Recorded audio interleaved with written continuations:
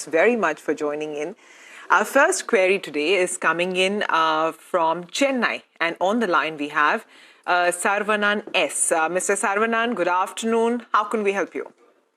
Yeah, good afternoon, ma'am. Ma'am, I got a sale shares for the 430 shares at an average of 108 something. Okay. There will be any upside moments in the future? Okay, and this Shall is... I hold? That's what. This is a long-term investment that you have? Yeah, ma'am, that's it. Okay. Mayuresh, on sale, he's making some loss right now. What is the probability of, things improving from him, and should he remain invested?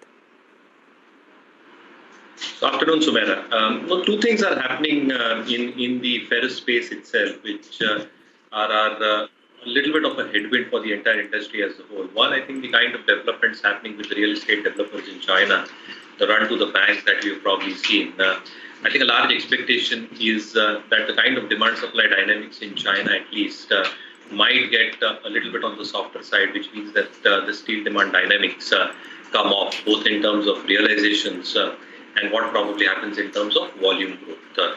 The second element, obviously, is the kind of exponential growth that SAIL, Tata Steel, JSW Steel had witnessed during the COVID periods as well. I think an exponential rise in terms of volumes that took place, debt deleveraging was very, very prominent on the balance sheet as well. And that probably affected the reported EBITDA per ton, which shot up beyond 13,000 for SAIL, in particular for the stock under consideration. Now, all these factors combined together with the expectation of slowing demand, volumes expected to come off a tad bit, though input costs have moderated at this point of time because of the supply-demand dynamics and the China factor itself, along with what you're probably seeing in Europe in terms of some elements of slowdown. Volume growth can probably start coming off. Demand domestically still stands out to be pretty strong. So I think SAIL to that extent will be better off compared to the other players. But still, I think the realizations that is controlled and ruled by the LME will be on the softer side, which will ensure or probably mandate that the reported EBITDA per ton can come down substantially lower. So I think the valuations will come off, the expectation in terms of forward earnings will come off, and the stock is probably reflecting that in terms of the price strength. Our own take at O'Neill is that it should have a significant price strength with improved dynamics, which can only take place Q3, Q4. So you should probably have a long haul if you plan or intend to hold on to the stock, because the stock might take some amount of time to reach its all-time high. The next query comes to us sent in by Shilpa Rao, who is written from Malegaon in Maharashtra. She has 100 shares of Axis Bank, which she has bought at 675, and she also has 50 shares of SBI, which she has bought at 300. Now, she says that she's making profit in these investments and wants to know if it's time to take money off the table or should she continue. Mayuresh, for longer-term investors as well, once they start seeing profits, there is this tendency that, you don't want the uncertainty of the future, and therefore it's a good time to take money off the table. But the profits aren't really that significant. Do you see more upside? And therefore, is there cause enough to remain invested?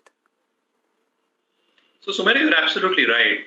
And as per our O'Neill sector rotation graph that we probably follow globally as well, banking and financial names have propped up quite significantly over the past few weeks.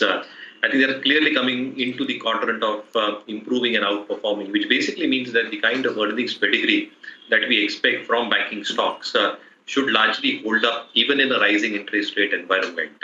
So with a rising interest rate, I think the advances growth remains quite steady, but I think the rates that get passed on advances and the deposit rates that come with a lag ensures that NIM probably stay at a stable level and in fact even improves going forward. For Axis in particular, what we probably seen was a good set of numbers in the quarter gone by. Again, on the asset quality front, steady improvement seen both in terms of gross as well as net NPAs. GNPAs in specific terms as a percentage in terms of the overall restructured book as well, that is showing increasing strength as well, and the capital adequacy remains extremely strong. So I think with these good franchisees or liability-oriented banks, the expectations of reasonable ROEs and ROAs can be on the record. So yes, I think banking and financial names can be winners in our opinion.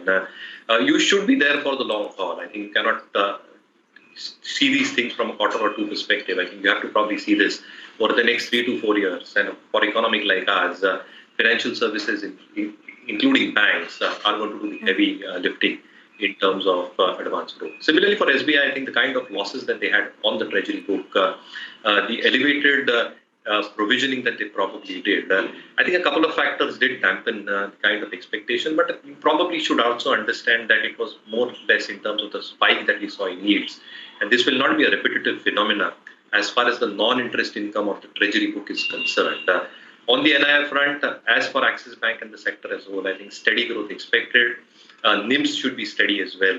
And being one of the largest behemoth in the public sector space, I think it's done phenomenally well in terms of managing its overall book.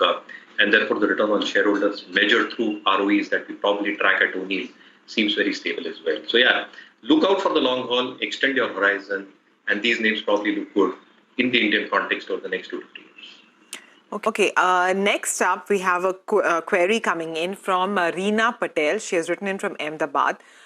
This is her portfolio: 25 shares of Gland Pharma at 3,000, 50 shares of ITC at 290, and 25 shares of Tata Motors at 400. She wants to know, how things stack up for her at the moment, and what are the future prospects as well of her investments. A little bit of a divergent view when it comes to Gland with Sachidan and Sumera. I think 2-3 factors, like Sachin pointed out, stand in favor of Gland Pharma. They've obviously got a very, very strong product pipeline. So almost 38 ANDAs odd filed, if I remember it correctly, in the last quarter. The expectation in terms of new launches are expected to be significantly higher from the 5% that we probably saw in FY22. Now, the entire perspective in terms of the entire injectable space in China, because that's where it's building a base, is in excess of $40 billion and growing at a reasonable mid-single-digit phase. The second element obviously also remains that their EBIT margins remain extremely strong, about 30-31%. And a cash-rich balance sheet ensures that return ratios, specifically ROEs, remain in the 18.5-19% which you like. However, I think the factor which probably stands against it, which is probably one of the major contributors for a price decline, has been the gross margin contribution being a pure CDMO play. At around 50-55% compared to other players in the industry at 70-75%, significantly lower. And that probably means that the cash flow from operations compared to its EBITDA is lower compared to the other players, around that 50% odd mark. So I think positives, but I think negatives offset it as well. So our own sense is that Gland might be an underperformer, price tag not being there as per O'Neill. A switch to Indian hotel, because we love the hotel space in general. Fabulous set of numbers, very strong balance sheet, cash rich, expecting margins to inch higher, asset-light model expected to get followed in the next few years as well, should hold this stock in good stead. So I think Indian hotels is one stock that we probably like. Clear disclaimer, we've given this stock as a recommendation to our clients. For ITC and Tata Motors, I think stellar numbers from ITC as well. On all counts in terms of the other FMCG business, where a few of these products hit the 1,000 crore turnover mark. The other FMCG margins held up reasonably well. Paper business, hotel business, agri trading, holding up pretty well. The outperformance compared to the FMCG and the market has been stark, but our own sense is that we can very well hold on to ITC. Similar for Tata Motors, I think the kind of launches that we are expecting, semiconductor issues getting out of the way, JLR wholesale and retail numbers holding out. China might be a little bit of a problem at this point of time, but I think ex-China is still holding out. The kind of R&D spends done on new EV models and launches expected, and the domestic business holding up on the PV and the MHCV side probably holds up. I think the kind of price damage that has probably happened in terms of expectations of poor numbers, I think that should probably get built in because markets are forward looking over the next 4 quarters. I think quarter 3, quarter 4 should start seeing. Query comes in from Thomas Verghese. He has written in from Kerala.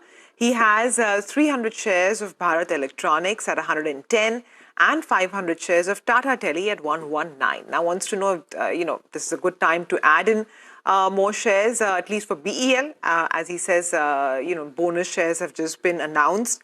So is that something that would work well? Mayuresh, I don't think you track Tata Tele, but on BEL, is it a good time to accumulate? Oh, yes, you can very well hold on. In fact, this is one of our stocks we have recommended to our clients, so a disclaimer on that front as well. A very, very strong order book somewhere at this point of time, almost 57, 58,000 odd crores, which is almost 3.5 times trailing 12 months revenue. So I think the revenue visibility remains extremely, extremely strong.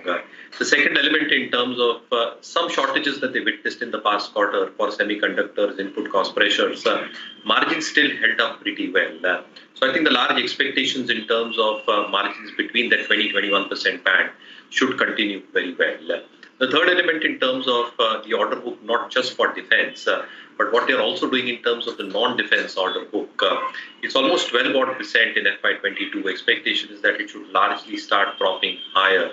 And the management take is that it should be hitting 20% in the next 2 to 3 years. So I think the kind of shift away from the defense business is clearly being seen in terms of non-defense business propping up. But margins should relatively hold out as well. I think the kind of products that they're also entering for the defense space, pretty niche at this point of time. And therefore, I think the kind of balance sheet strength that they've got in terms of cash flows, in terms of cash on hand, and specifically ROEs, which are 19.5%, 20%, very, very comfortable for us as per our O'Neill threshold, beyond 17.5%, gives it a comfort level as well. The added sweetener in terms of the bonus shares issued is also probably going to abet investor sentiment in the stock. So very well hold on to BEL. I think we like the story at this point of time.